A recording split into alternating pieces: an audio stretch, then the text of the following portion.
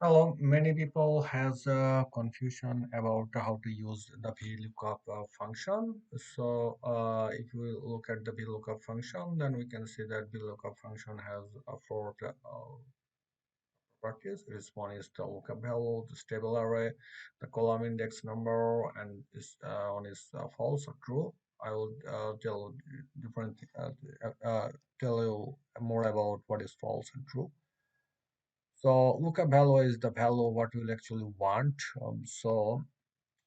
Uh, in any types of business, we sometimes have a lot of information, such as we can have information like this table, inventory data, item description, unit cost, and actually got a count information where I have the item reference number, item description, and the count result, client count result, count difference, unit price, etc. So, but right now I actually want the unit price. That means the unit cost is mentioned here in another Microsoft Excel file, but I want the sewer gasket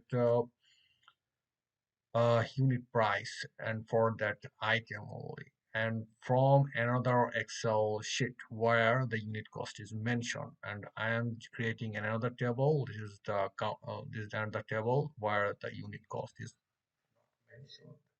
So you might face a problem in your work life or in your business organization where you need to create another Microsoft Excel file where you need to extract some data from another Excel file. So in that case, we'll use the VLOOKUP function. So VLOOKUP function, I told you that there are four properties. One is the lookup value. So the lookup value is the GAS18R. And there is the table array. The table array is called from the table where I will actually carry the information. So the table array is the whole table, whole table. So if I click the VLOOKUP,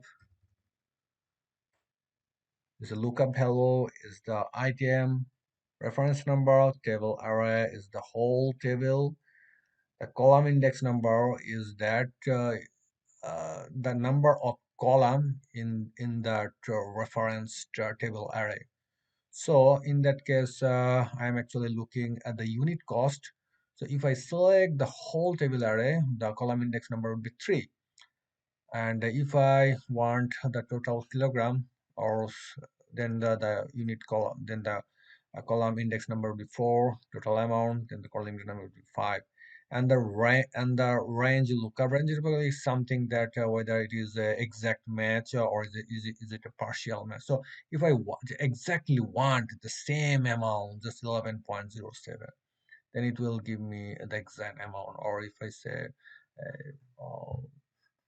true, then it will give me a partial match. Okay, let us see what happens here. So the my lookup value is GS18R. Click it and the table array. So I will select all the table from here. Okay, and the column index number. The column index number is the unit cost unit. I need only the unit price. So it should be the 3, 1, 2, and 3. So I just 3. And there's two option right now is asking whether you do the approximate match or there was exact. I actually want the exact match. Okay, step,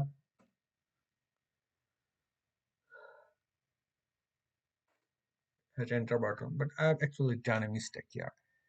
If I don't lock the table array, when I drag down the formula, it will actually uh, the table array will actually uh, be changed. So what I actually need to do, I just click all F and F4. So append is actually lock down the whole table and click enter. Now, now you see if I click as I click it, I'm just getting the unit price. So I can check is it correct or not. So for GS F12112, GS, so GKF112, and for that the unit code is 1.64, and I've got the exact unit price 1.64. And if it's the GS040R, G04R, and it is 0.43, and it is also the 0.43. So in that case, we actually use the false, so it is the exact match. But if you type that true, that means that we need some partial match.